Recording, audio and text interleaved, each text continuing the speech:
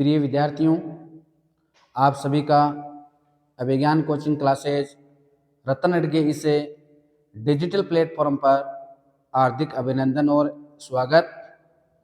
मैं मूलचंद डूडी।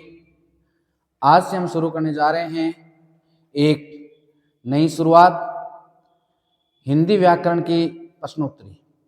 इससे पहले आपको मैं बता दूं कि इस संस्था के द्वारा वर्तमान में SSC, GD, CET, RPF, SI, constable, Rajasthan police, पशु परिचर, Agniveer, Rajasthan SI, REET, first grade, second grade इत्यादि विषयों की ऑफलाइन एवं ऑनलाइन दोनों प्रकार से तैयारी करवाई जाती है। और वर्तमान में संस्था के द्वारा एक ऑफर भी दिया जा रहा है, जिसके तहत आपको प्रत्येक कोर्स में 15% की छूट दी जाएगी। संस्था का मोबाइल ऐप भी है, जिसे आप प्ले स्टोर पर जाकर अभिज्ञान क्लासेज रतनगढ़ के नाम से इंस्टॉल कर सकते हैं और हमारी क्लासेज हैं वो आप देख सकते हैं। तो आज से हम शुरू करने जा रहे हैं एक नई पहल, और हम प्रारंभ करेंगे हिंदी व्याकरण की प्रश्नोत्तरी। तो करते हैं शुरू, चलें। हिंदी व्याकरण प्रश्नोत्तरी भाग 1। टॉपिक है वर्ण विचार। पहला क्वेश्चन है, हिंदी वर्णमाला में मौलिक वर्णों की संख्या है। पहले विकल्प में दी गई है 33, दूसरे में 11, तीसरे में 44 और चौथा जो ऑप्शन है उसमें है, यहाँ चौथा ऑप्शन है और इसमें है 52। ये द ऑप्शन है, द ऑप्शन में दिया गया है 52। तो देखेंगे हिंदी वर्णमाला में मौलिक वर्ण कितने। मौलिक वर्ण कौन से वर्ण होते हैं? वे वर्ण हैं जो मूल रूप से संस्कृत से हिंदी में ज्यों के त्यों आ गए, वो कहलाते हैं मौलिक वर्ण। और मौलिक वर्णों की संख्या है 44। तो इसका सही आंसर होगा 44। 33 क्या है? 33 है स्वर, 33 है व्यंजन, 11 है स्वर, दोनों को मिलाकर मौलिक वर्ण हो जाते हैं 44। और 52 वर्ण है वो वर्तमान में व्यवहारिक हिंदी में प्रयुक्त किए जाते हैं। हम कह सकते हैं कि वर्तमान में जो व्यवहारिक हिंदी है खड़ी बोली, उस खड़ी बोली में जो वर्णमाला के जो वर्ण हैं उनकी संख्या है 52। तो अपने पहले क्वेश्चन का उत्तर हुआ 44। चलते हैं आगे अगले क्वेश्चन की ओर। क्वेश्चन नंबर 2, हिंदी वर्णमाला में स्वर हैं। मैं पहले बता चुका हूं कि हिंदी वर्णमाला में मौलिक वर्ण तो हैं 44, व्यंजन है 33 और वर्तमान में जो प्रयोग में ली जाने वाली खड़ी बोली हिंदी है उसमें प्रयुक्त वर्णों की संख्या है 52। तो स्वरों की संख्या कितनी होगी? 11। तो इसका सही उत्तर होगा ब 11। चलो चलते हैं अगले क्वेश्चन की ओर। Question number 3। तीसरा क्वेश्चन क्या है कि निम्न में से आगत स्वर है, अर्थात वह स्वर है जो हिंदी में आगत है, हिंदी का स्वयं का नहीं है, किसी अन्य भाषा से आया हुआ स्वर है, वो कहलाता है आगत स्वर। तो पहला ऑप्शन जिसमें दिया गया है री, नहीं, री तो आगत नहीं है, क्योंकि री क्या है? री तो तत्सम स्वर है, संस्कृत से हिंदी में ज्यों का त्यों आया है, इसलिए कौन सा स्वर हो गया? तत्सम स्वर हो गया। बात करें लय की, तो लय है वो स्वर नहीं है बल्कि व्यंजन है, इसलिए दूसरा ऑप्शन भी सही नहीं होगा। बात करें आ की, जो अंग्रेजी भाषा का ओ है या जिसको अ भी कहते हैं, ये है, यही इसका सही उत्तर होगा, क्योंकि ये अंग्रेजी भाषा से हिंदी में आया है, इसीलिए इसे आगत स्वर कहा जाता है। ऐसे शब्द जो अंग्रेजी से हिंदी में आए उन्हीं में ये स्वर प्रयुक्त होता है। कौन कौन से शब्द है, जैसे देखिए कॉलेज, नॉलेज,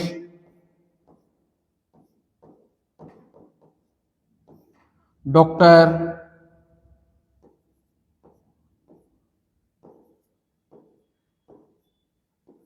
इत्यादि शब्दों में ये ओ स्वर है, इसका प्रयोग होता है। और ये है औ स्वर, ये तो वृद्धि स्वर है, दो स्वरों के मेल से जो वृद्धि होती है उसका बना हुआ स्वर है, इसलिए इसे वृद्धि स्वर कहते हैं, या संयुक्त स्वर भी कह सकते हैं। तो ये जो अपना तीसरा प्रश्न था, इसका सही विकल्प होगा श, और आगत स्वर है ओ। चलिए अगले प्रश्न की ओर। क्वेश्चन नंबर 4 क्या पूछा गया चौथे क्वेश्चन में, ध्यान से देखिए कि निम्न में से पार्श्विक वर्ण है। 4 ऑप्शन दिए गए आपके पास, और इनमें से आपको पार्श्विक वर्ण के बारे में बताना है कि कौन सा वर्ण है या कौन सा व्यंजन है वो पार्श्विक है। देखिए पहला विकल्प, पहले विकल्प में दिया गया है रे, तो रे क्या है, पार्श्विक नहीं है। किसे कहते हैं पार्श्विक वर्ण, सबसे पहले ये ध्यान में होना बहुत ही जरूरी है। वह वर्ण जिसका उच्चारण करने पर हवा जीवा के दोनों बगल या पार्श्व से बाहर निकलती है, उसे हमें पार्श्विक वर्ण कहते हैं। ये प्रयत्न के आधार पर दिया गया नाम है, और इसमें जो सही उत्तर होगा वह होगा आपका चौथा ऑप्शन द, और जो लय व्यंजन है ये पार्श्विक व्यंजन कहलाता है, क्योंकि लय का जब हम उच्चारण करते हैं तो हवा जीवा के दोनों पार्श्व भागों से या बगल से होकर बाहर निकलती है, इसलिए इसे पार्श्व वर्ण कहा जाता है। चलें अगले क्वेश्चन की ओर। क्वेश्चन नंबर 5, ध्यान से देखिएगा, बहुत ही अच्छा क्वेश्चन है, कंफ्यूज मत होइए। क्या लिखा है कि किस विकल्प में सभी मूर्धन्य वर्ण हैं।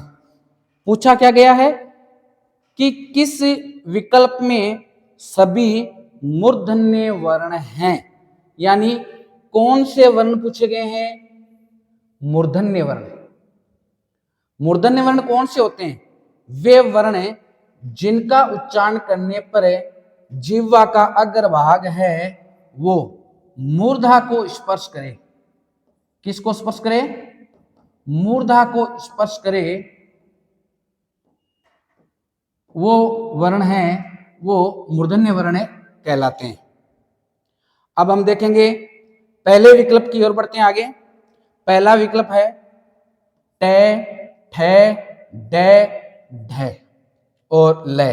अब हमें पता है कि टे, ठे, डे, ढे इनका उच्चारण करते हैं तो जीवा है वो मूर्धा को स्पर्श करती है, किंतु आगे क्या दिया गया है, लय वर्ण।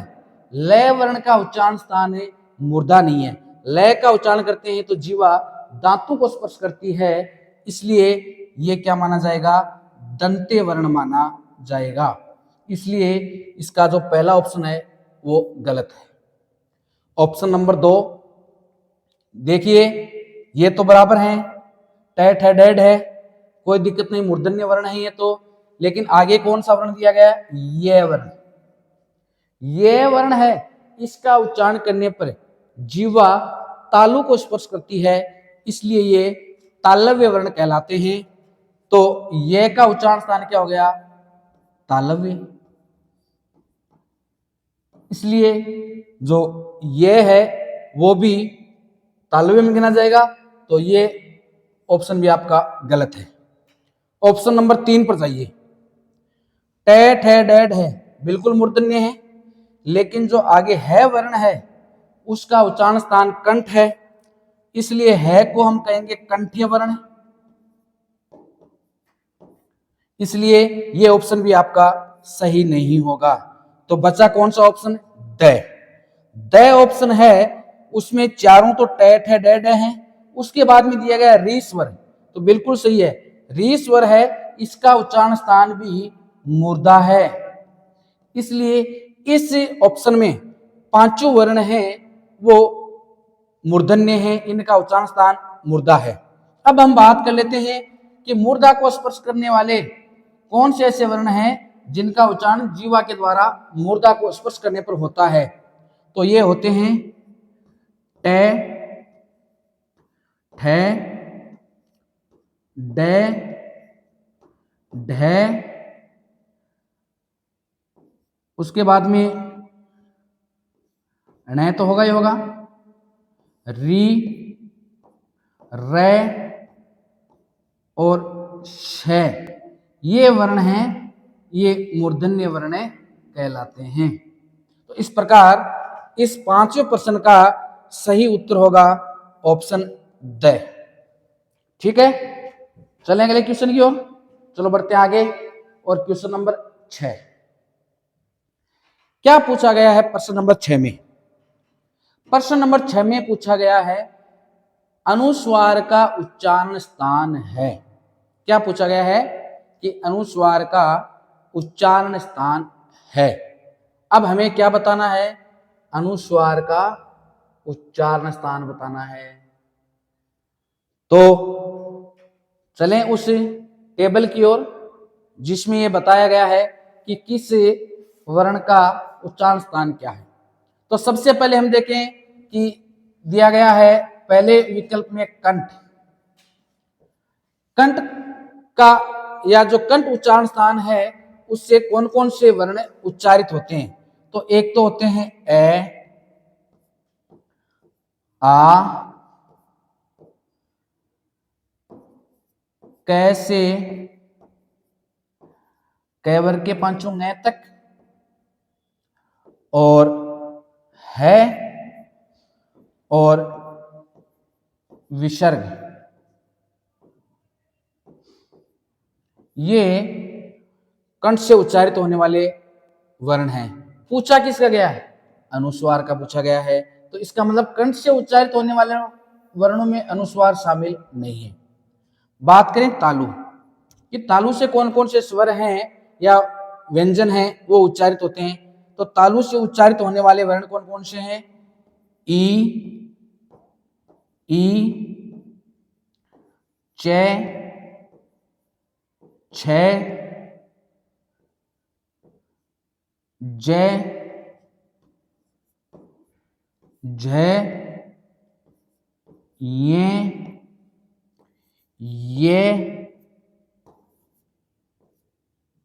और श, प्रथम से। इन सब का उच्चारण स्थान तालु से होता है। तो इसका मतलब है पहला ऑप्शन गलत, दूसरा ऑप्शन में गलत। बात करें तीसरे ऑप्शन की, तीसरे ऑप्शन में दिया गया दंत, और दंत से उच्चारित होने वाले वर्ण कौन कौन से हैं? तय वर्ग, यानी तय, थ, द, ध, न और ल और श, ये वर्ण हैं, उनका उच्चारण स्थान दंत है। तो अब बचा क्या? नासिका। तो निश्चित रूप से सही उत्तर क्या होगा? नासिका। अनुस्वार का उच्चारण स्थान क्या है? नासिका है। अनुस्वार का जब हम उच्चारण करते हैं तो हवा मुख के साथ साथ नासिका से भी बाहर निकलती है, इसलिए इसे नासिके वर्ण कहा जाता है। तो छठे प्रश्न का सही उत्तर था द नासिका। बढ़ते हैं अगले प्रश्न की ओर। सातवां प्रश्न इंपॉर्टेंट प्रश्न है, कई बार प्रतियोगी परीक्षाओं में ये पूछा भी गया है, कंफ्यूजन करने वाला है, और प्रयत्न के आधार पर जो हम वर्णों का वर्गीकरण करते हैं वहां से ये प्रश्न उठाया गया है। तो देखिए, परकंपित वर्ण है। परकंपित का मतलब क्या होता है? कि वह वर्ण जिसका उच्चारण करने पर जीवा में कंपन पैदा होता हो, जीवा है वो कंपित होती हो हमारी मुख में, तो वह कहलाता है परकंपित वर्ण। परकंपित वर्ण को लुंठित वर्ण भी कहते हैं। क्या कहा जाता है? लुंठित वर्ण भी कहा जाता है। इसका एक नाम और भी है, इसे ताड़नजात भी कहते हैं, ताड़नजात वर्ण भी कहते हैं। और ये वर्ण है कौन सा? रै। तो सातवें प्रश्न का सही उत्तर होगा ए, और जिसमें दिया गया है रै। रै है वो परकंपित वर्ण है। बै है इसे कहते हैं पार्श्विक, पार्श्विक वर्ण बै। ये जो ड़ है इसे कहा जाता है द्विगुणित, और ये जो ये है इसका उच्चारण स्थान तालु से होता है, इसलिए इसे कहा जाता है तालव्य, या इसको हम अर्धस्वर भी कह सकते हैं, अर्धस्वर। तो सातवें प्रश्न का सही उत्तर था ऑप्शन ए, जिसका उत्तर होगा रै। परकंपित वर्ण कौन सा है? रै। चले अगले क्वेश्चन की ओर। आठवां क्वेश्चन क्या पूछा गया? आठवें क्वेश्चन में ध्यान से देखिएगा। उच्चारण के कालमान को कहते हैं, यानी हम किन्हीं ध्वनियों का या किन्हीं वर्णों का उच्चारण करें तो उच्चारण करने पर जो लगने वाला समय है, कालमान है, इस कालमान को क्या कहा जाता है? पहला विकल्प संधि, दूसरा व्यंजन, तीसरा विकल्प है मात्रा, और चौथा है समास। अब आप इतना तो जानते होंगे कि निश्चित रूप से इसका उत्तर संधि भी नहीं होगा।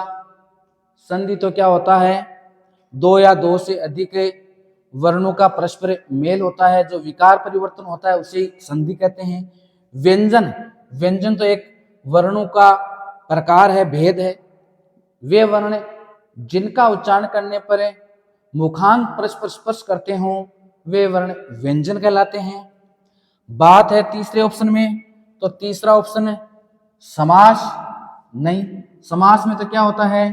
पदों का आपस में मेल होता है, दो या दो से ज्यादा पद आपस में मिलकर एक पद का निर्माण करते हैं, उसे कहते हैं समास। तो कौन सा ऑप्शन शेष बचा? स, और जिसका सही उत्तर है मात्रा। वर्णों के उच्चारण करने में जो कालमान या जो समय लगता है उस कालमान या समय को क्या कहा जाता है? मात्रा कहा जाता है। ठीक है, चलिए अगले क्वेश्चन की ओर। क्वेश्चन नंबर 9, नौवां क्वेश्चन।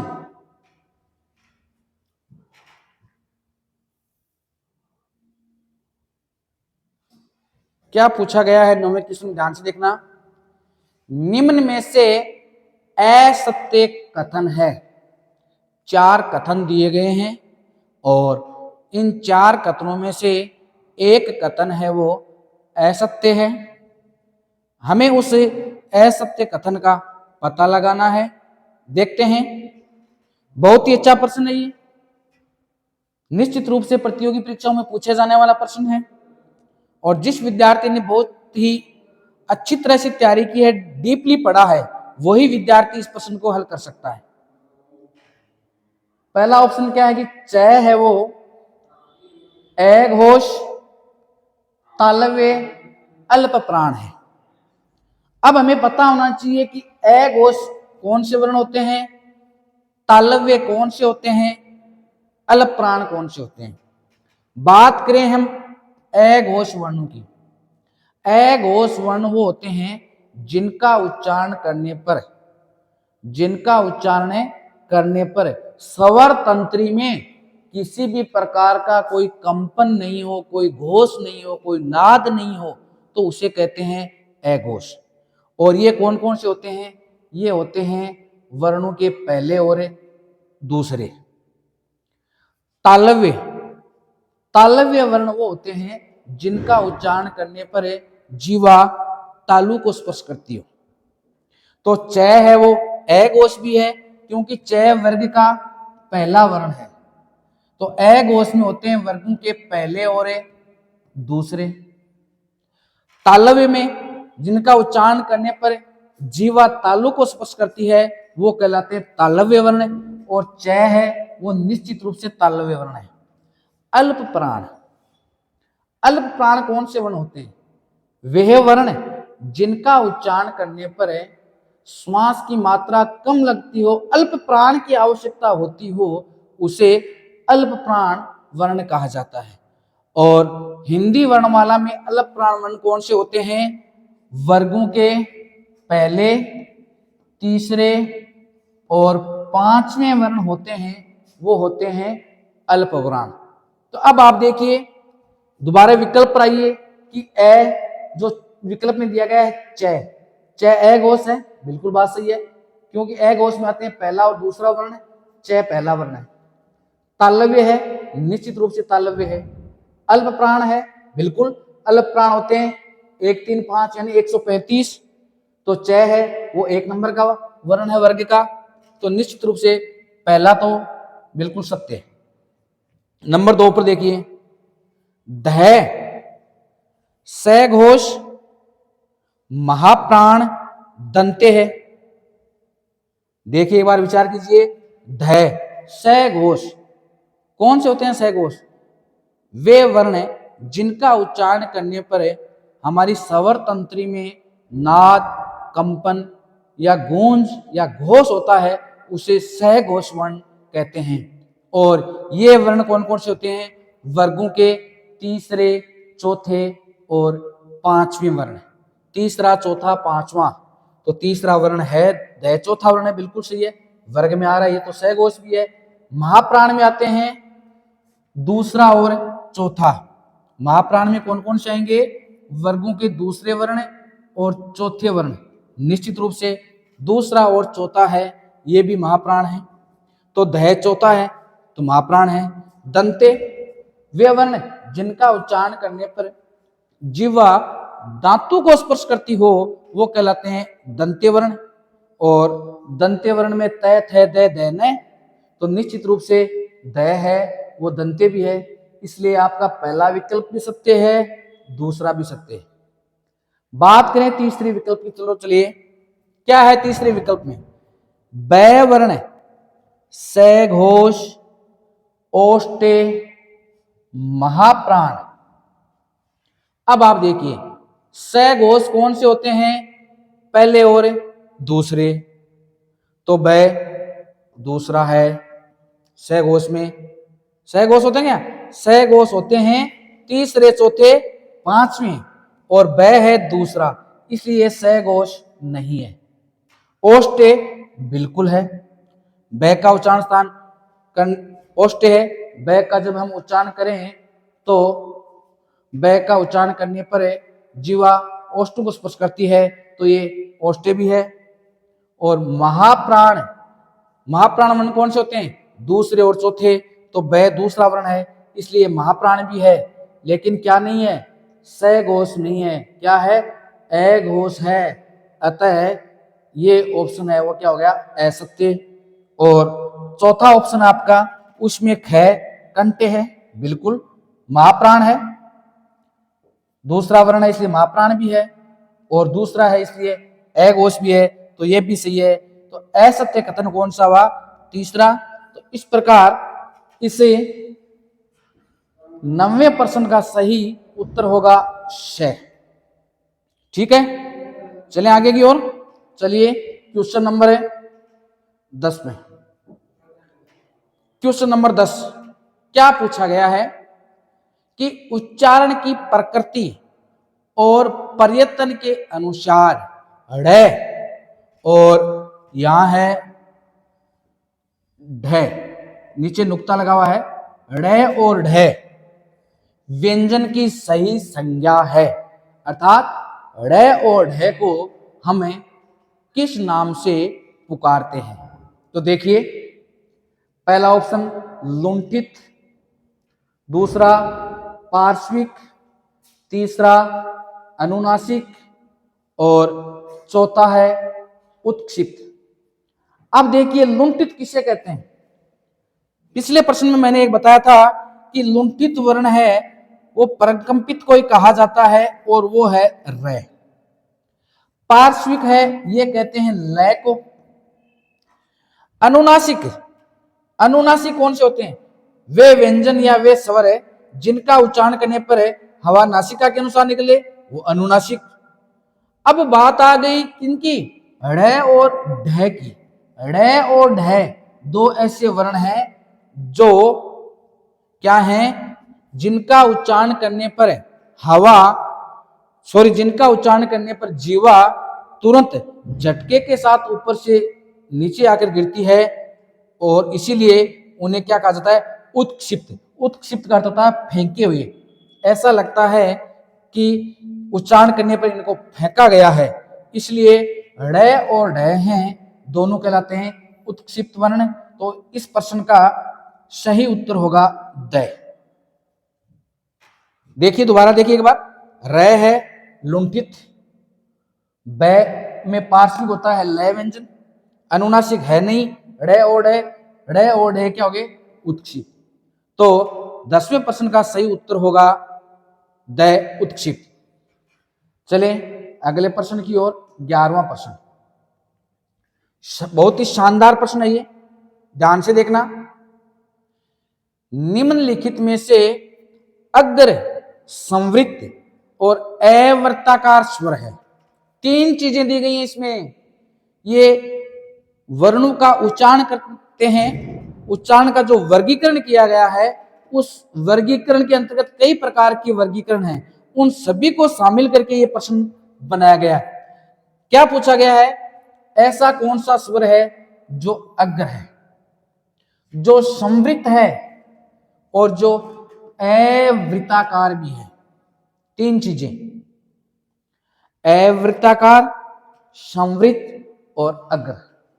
बात करें हम कि कौन से स्वर अग्र स्वर कहलाते हैं, तो इसके लिए मैं आपको एक ट्रिक बता देता हूं, जिंदगी भर याद रहेगी आपके, कि हमारे जो मुख का जो आकार होता है वो उल्टी यू आकृति का होता है, और यहां होते हैं कंठ,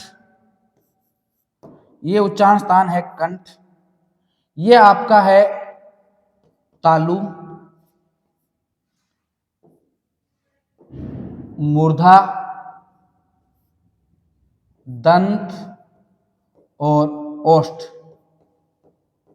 इनके मुख के वीवर है, इसमें बीच में रहती है जीवा।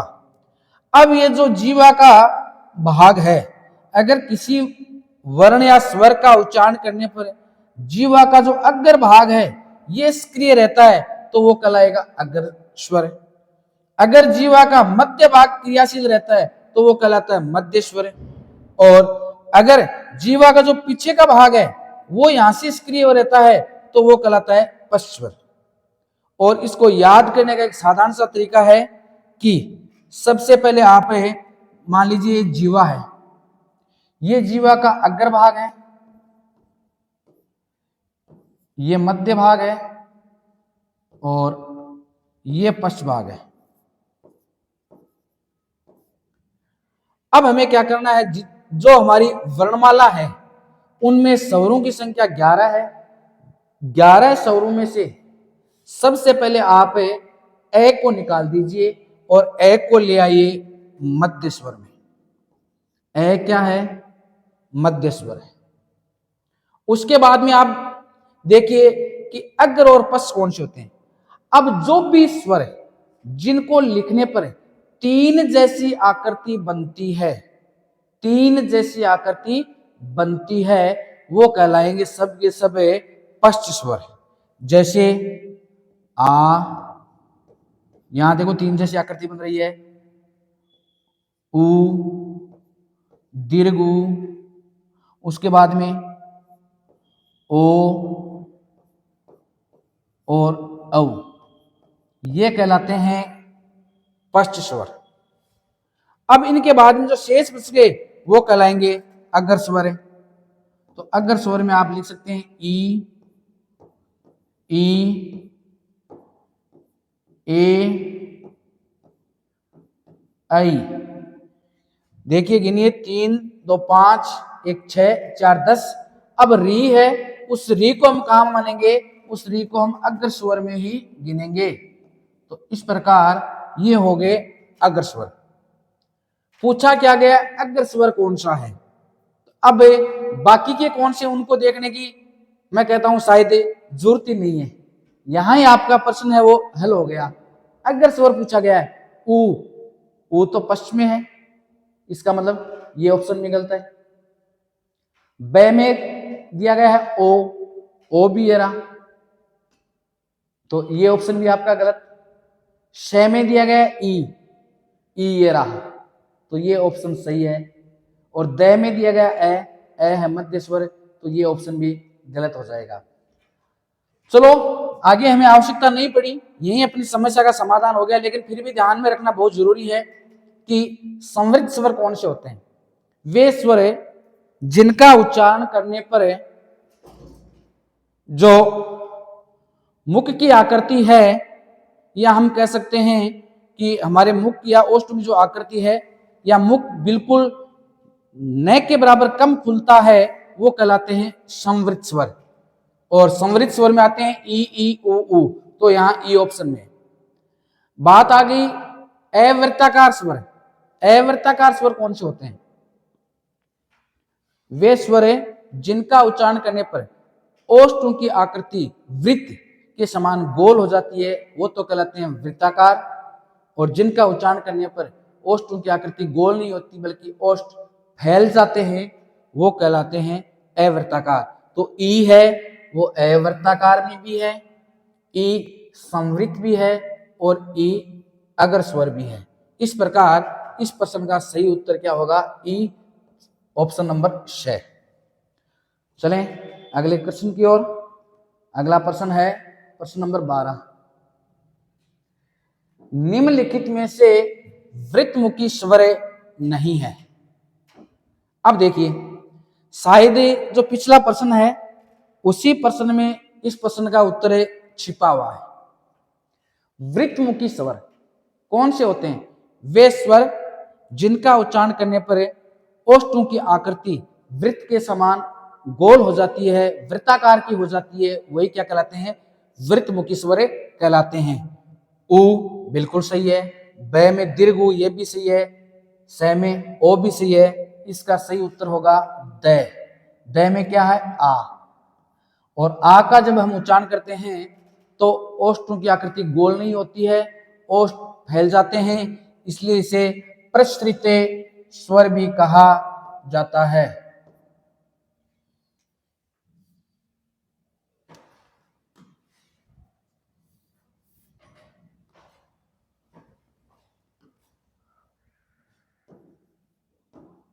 इन्हें प्रसृत स्वर भी कहा जाता है। तो यह था अपना प्रश्न नंबर 12। प्रश्न नंबर 13 बहुत ही अच्छा क्वेश्चन है ये। थोड़ा सा अगर आप ध्यान से देखेंगे तो निश्चित रूप से इसका उत्तर दे पाएंगे। क्या पूछा गया है? किस विकल्प में उत्क्षिप्त ध्वनि का प्रयोग हुआ है? अब हमें यह पता होना चाहिए कि हिंदी में कौन सी ध्वनियां हैं वो उत्क्षिप्त ध्वनियों के नाम से जानी जाती हैं। तो उत्क्षिप्त ध्वनियां होती हैं हिंदी में दो, एक तो ड़ और दूसरी है ढ। ये दो ध्वनियां उत्क्षिप्त ध्वनियां हैं। अब देखिए यहां में जो पहला ऑप्शन है आपका जिसमें लिखा हुआ आरजू, आरजू में जय के नीचे जो नुक्ता लगा हुआ है ये फारसी भाषा का शब्द है आरजू। खशरा ये भी फारसी भाषा का है, जफर ये भी फारसी भाषा का शब्द है, अरबी फारसी भाषा के शब्द है। ये हिंदी भाषा का शब्द है पढ़ाई, इसमें कुछ त्रुटि रही है प्रिंटिंग में, यहां नुक्ता लगेगा पढ़ाई। और ये जो ढ है ये हिंदी वाला उत्क्षिप्त वर्ण है, उत्क्षिप्त ध्वनि है। तो ये जो पढ़ाई शब्द है इसमें उत्क्षिप्त ध्वनि का प्रयोग हुआ है, तो सही उत्तर होगा श पढ़ाई। चले अगले क्वेश्चन की ओर। क्वेश्चन नंबर 14 देखिए, बहुत ही शानदार क्वेश्चन है। निम्न में से अर्ध स्वर ध्वनियां हैं, ये अर्धा स्वर नहीं है, मिस प्रिंटिंग है, मिस टाइपिंग है, या अर्ध किसी का अर्ध होगा, अर्ध स्वर हैं, ध्वनियां हैं। यानी कौन सी ऐसी ध्वनियां हैं जिन्हें अर्ध स्वर भी कहा जाता है? ओ और ओ। अब हमें पता है ये तो अंग्रेजी भाषा से आया हुआ स्वर है, इसलिए ये तो आगत स्वर है। ओ है वो हिंदी का स्वर है, लेकिन अर्ध स्वर नहीं है। ये तो ई और ई है, ये भी अर्ध स्वर नहीं है। इनको तो स्वरों में पूरी हम कह सकते हैं कि मान्यता दी गई, पूरा स्थान दिया गया स्वरों में। हिंदी के 11 स्वरों में इनका स्थान है। रे और री स्वर है, जबकि रे क्या है? व्यंजन है। अब अपने सामने ऑप्शन बचा बै। बै में दिया गया है ये और वह।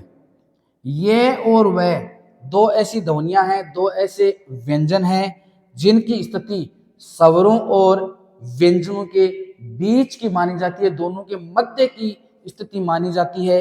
इसलिए हिंदी में इन्हें अर्ध स्वर कहा जाता है। तो इस प्रश्न का हमारा सही उत्तर होगा ब, ये और वह, ये दो अर्ध स्वर कहलाते हैं। क्वेश्चन नंबर 15 अंतिम क्वेश्चन है आज की इस प्रश्नोत्तरी का। क्या पूछा गया है 15वें प्रश्न में? ध्यान से देखिए, अच्छी तरह पढ़िए इसको, कंफ्यूजन मत हो जाना।